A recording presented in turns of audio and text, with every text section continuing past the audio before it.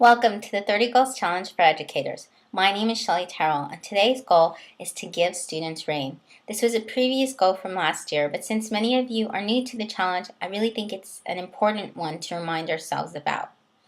Today's quote comes from Jay Bernowski of The Ascent of Men. It is important that students bring a certain ragamuffin, barefoot, or reverence to their studies. They are not here to worship what is known, but to question it.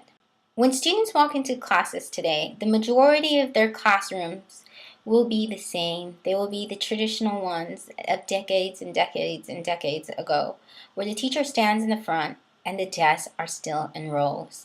And the teacher, for the majority of the time, lectures. I'm not saying all lecture is bad, but what I'm saying is that in this kind of situation, when does the student get to question their instructor? When does the student get to take control of their own learning? When do they get to question it? That's when real learning takes place. Your short-term goal is to have students take control of an entire class period. Ditch the lesson. And instead ask students what they want to do. You can describe the learning objectives and then ask them how they think they would like to take control of that learning for themselves. It could be exploring a project, but even if it's a project, don't even give them the rubric. Just allow them to make the choices, the majority of the choices. Put the desks in ways that they can work together in groups, and then you facilitate them. Walk around, see what ideas they come up with. Yes, it's going to be chaotic. It's not going to be what you're used to. Yes, the students are going to talk.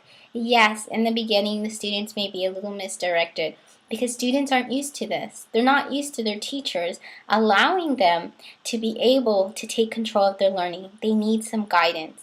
But once you give them the tools, once you allow them to make this very brave step, you will find out what type of learning and the amazing creativity and imagination in your students.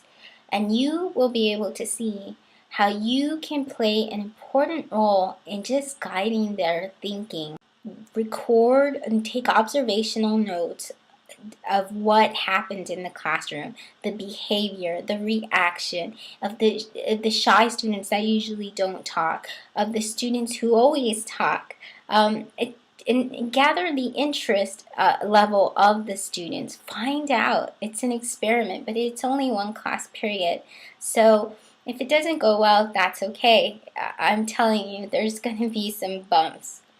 But once you take that step and once you begin to think of yourself more as a guide than knowing all the answers, then you really begin to be an educator. You really begin to be somebody who's not just there to dictate and feed information to students who usually won't consume it in a meaningful way.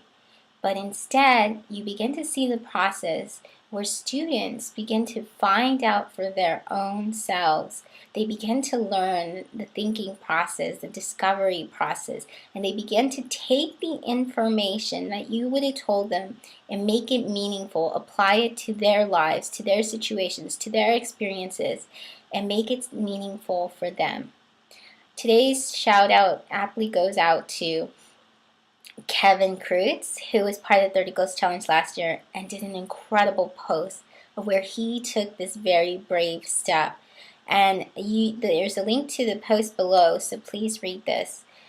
Also, the long-term goal is, of course, to see ways that you can give students more rain, that you can start to become the teacher who is more of a facilitator, and that the students are doing the majority of the talking, making the choices, deciding how they want to learn.